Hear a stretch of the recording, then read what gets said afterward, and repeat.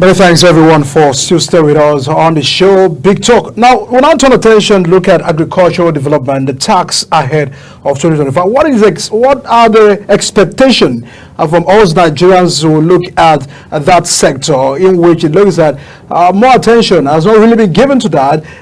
What must we do to get more food and also boost Nigeria's food production for 2025? I'm being joined by Gracetiti Fredson. She's the president of Nigerian Women in Agric Business Corporate Society. Is live here on the show tonight to have voice to this conversation. Thanks so much for joining us, even with a very quick notice. Quickly, what should Nigerians do in agriculture? Because it looks at last year we battled with issues of food inflation. What should we do differently for 2025? Good evening, everyone. Thank you, Michael. I'll first of all commend the federal government. A lot is being done by the government, by the development partners, and individual investors. I'm talking about the farmers themselves last year, and what will be done this year. The farming season is commencing in April. For some states that will be receiving a little bit of rain, that's the dry season. And so what should we do to do better than what we have done last year? First thing first, we need to work with the seed companies to ensure that we are using improved seeds, because if we have noticed that climate change have had so much impact on the country on our planting season, and it is not something the government can just wipe away, not even with so much money that can wipe that out.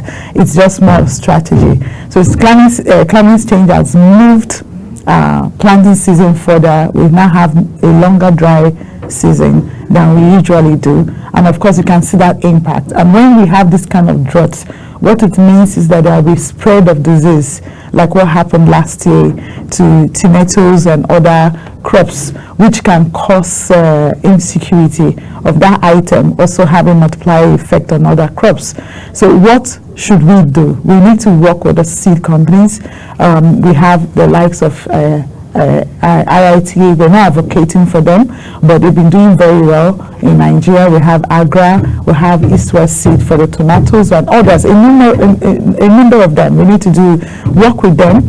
Why are we working with them? Because they've been able to come up with improved seeds that are drought resistant and also disease resistant. We need that, especially now that with what we're saying. So that's one key thing the government needs to do. Now, yesterday we were a couple of meetings to see how our farmers can have access to loan for them to finance. So I'm talking about financial inclusion now, because getting an improved seed costs money. So we need to work with BOA. I'm happy the federal government has released funds now to BOA, because it wasn't like that last year. So I'm grateful to that. We're working with both the government. You can see what government have done with BOI, with the funds they made available. Even recently, Smorgan, one of the agencies, also made loan available for agriculture. I appreciate them. So we need to work with our farmers to enable them with their documentations to access funds, so that they can buy the inputs that are required and even implement and carry out the labor for the farming. I think those are the two key things that needs to be done for land preparation and the farming in time. Obviously, there should be the policy reforms that is needed, to look at having these framework well implemented. Well, a lot of reform are being going on, looking at what is outdated, what is not working, and especially for those of us in the cooperative sector, I think a whole lot of reform. The last time the Nigerian Cooperative Act was amended was 2004, and the State Minister of Agric, the Honorable State Minister of Agric, is also working on that reform. So a number of reform are going on based on success factors, what is working and what's not working for us. And I think we need to give, like I said the other time, the government time, short term, mid term, and the long term. And I think we're making progress in that. some say that collaborations are needed, for us to drive these issues, because if we must have a very sustainable agricultural plans, there must be some sort of collaboration, the side of government, all the rules that are needed to play. Because looking at, now we have local government autonomy. Yeah. Some said local government will be empowered moving forward. How can we also see that they pay attention to agriculture? Because about 734 local government, if they also go into agriculture, it will make meaning to our national development. Yeah. Do you subscribe to that? Yes, very, very true. So first of all, let's talk about the collaboration before we go to the local government and even the assembly members, because they're not just the only one. Just that local government have budget for themselves. So recently, the Honorable Minister of Agric had a collaboration with the ministry in charge of NIN, that's our NIM. And what they wanted to do was incorporate a section in the NIM registration where we could identify whose occupation has to do with agriculture. And that way, the federal government will be able to have detailed information about those in agric. Now, it's a good thing, NIM is working very well because everybody has NIM. So what the Honorable Minister has done is to collaborate with the agency working, handling NIM, and in the next couple of days, the site will be open for all who are into agri to update their status, putting in their farm coordinates for those that are into crop production, putting in information, their coordinates for where their processing facility, whatever value chain of agri they are. So you can see those collaborations are already working.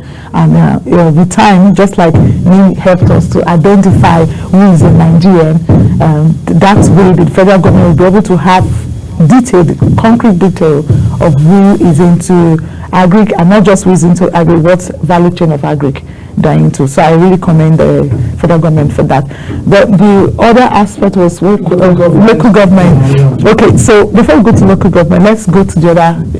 You have to follow the government step by step. I advocate that we've been doing a lot of rules, we've been doing a lot of schools. I advocate that we should have constituency agric projects.